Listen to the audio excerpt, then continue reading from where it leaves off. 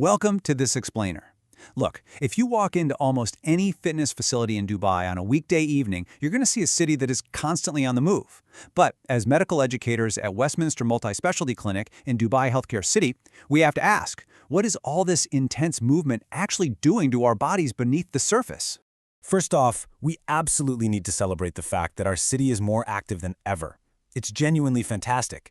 Gyms that were quiet just a few years ago now have wait lists, and trying to book a primetime Padel court is basically an extreme sport in itself. People are staying active through the Dubai summer, and that is huge. But with a massive spike in movement comes a very specific set of physical challenges that often fly completely under the radar. So in this explainer, we're going to quickly break down the biomechanics of the big three: Padel, CrossFit, and standard gym training. We'll look at the unique injury profiles we see from each and wrap up with the real physical cost of waiting to get things checked out. All right, first up, Padel. If you live here, you already know this sport has totally taken over the courts. Now visually, Padel presents this great myth. It looks like a friendly, low-impact game with casual underarm swings, right? But the reality? The rotational forces on your shoulder are just relentless. As a player, you are repeatedly loading your rotator cuff through some really complex ranges of motion. You're combining internal rotation, extreme acceleration, and sudden deceleration, and you're often doing it while lunging aggressively across your body. It is anything but low impact. At Westminster Multispecialty Clinic, we see a very predictable cluster of injuries with our Padel patients. These usually stem from uncorrected technique or an old sprain that wasn't properly rehabbed. We see lateral ankle sprains from making split-second direction changes on hard courts.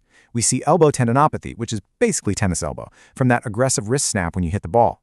And these strains are super common from holding those repeated low squat positions. But the number one vulnerability? Without a doubt, the rotator cuff. We literally treat patients every single week who come in thinking they just slept on their shoulder funny, when in reality, the damage happened on the court. And the thing about these Padel shoulder injuries is that they are rarely sudden. They creep up on you. By the time a player finally books an assessment with us, the injury's history is way longer than they realize. It usually starts as a whisper, just a dull ache after a session. You ignore it. Then it's a dull ache during the session. Finally, it turns into this sharp, limiting catch every time you try to play an overhead shot. Okay, moving on to CrossFit, where we're dealing with a totally different beast: load and volume. Here is the absolute catch-22 with CrossFit. It demands flawless technical precision, but you're doing it under extreme, total body fatigue. And when that technique inevitably breaks down because you're exhausted, your body absorbs forces it simply was not designed to take over and over. When you're braced, neutral spine finally collapses during heavy deadlifts, your lower back pays the price. High-volume overhead work, that heavily taxes your labrum and rotator cuff. And all that repetitive impact from box jumps and running often leads straight to incredibly stubborn patellar tendinopathy in the knees. You know, our orthopedic team at Westminster Multispecialty Clinic often points out that what truly separates CrossFit injuries from the rest isn't just the mechanics, it's the culture. Pushing through pain is so deeply normalized in that environment that it totally blurs the line between a productive, intense workout and actual tissue damage. It is an amazing discipline for building fitness, for sure, but you have to be brutally honest with yourself about where that line is. Next up, standard gym training. And here, the villain completely changes. It's not usually about acute overload. It's about the hidden imbalances you can't even see. The reality of traditional gym injuries is that they are built entirely on preference. It's human nature to train the muscles we can clearly see in the mirror, right?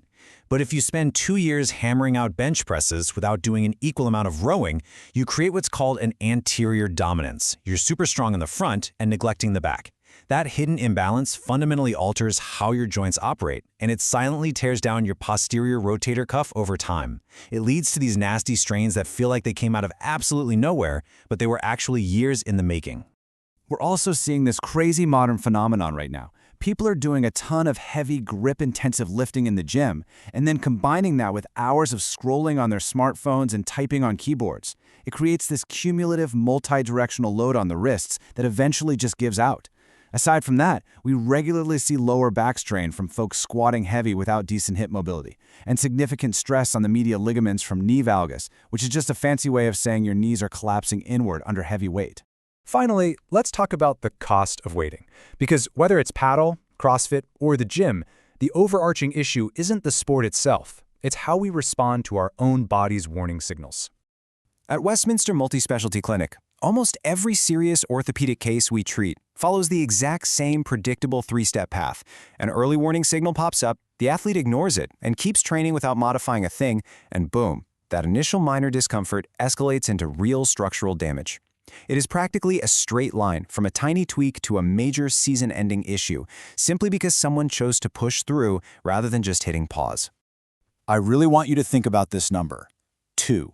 An injury that is just 2 weeks old is a fundamentally different and significantly easier problem for our specialists to fix than an injury that's been dragging on for 6 months.